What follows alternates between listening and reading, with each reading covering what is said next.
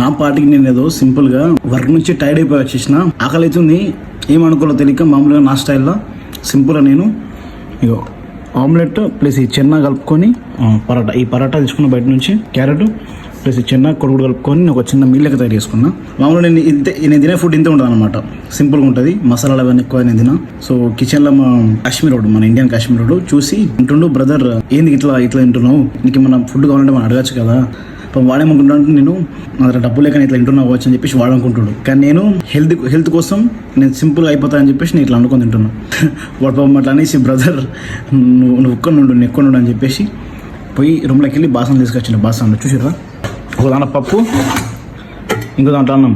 సరేరా నీ ప్రేమతో కొంచెం మన తీసి నాకు వెళ్ళిపోను అంటే, లేదు నువ్వు దాన్ని కట్టున్న తిన్న తర్వాత నేను వెళ్ళు, నేను బాసనలు వచ్చి ఉండబోతా అని చెప్పేసి అన్నాడు. నాకు అనిపించింది కాశ్మీర్ బాయ్ ఎక్ బార్ ఆజాయిగా. సో ఈ ఫ్లాట్కి కొత్తగా వచ్చిన, సో మనోడు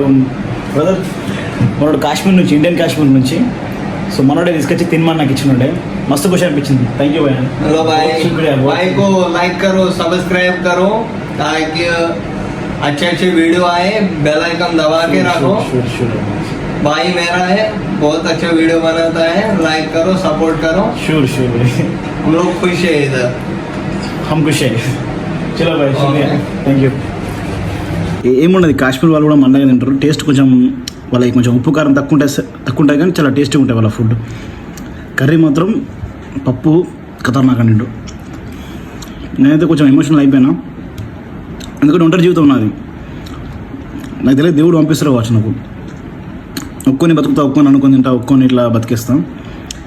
నా లైఫ్లో నన్ను కొంచెం ఇష్టపడి నా కోసం ఏదైనా చిన్న విషయం చేసినా సరే, నా సున్నితమైన మనసు కాబట్టి నా కోసం చిన్నగా ఎవరన్నా హెల్ప్ చేసినా, చిన్నగా నన్ను హ్యాపీగా సంతోషపరిచినా నాకు చాలా బాగా అనిపిస్తుంది, చాలా ఎమోషనల్ అయిపోతాను అనమాట. నాకు చాలా ఎమోషనల్ అనిపించింది నాకు ఈ ఫుడ్ పెట్టేసరికి.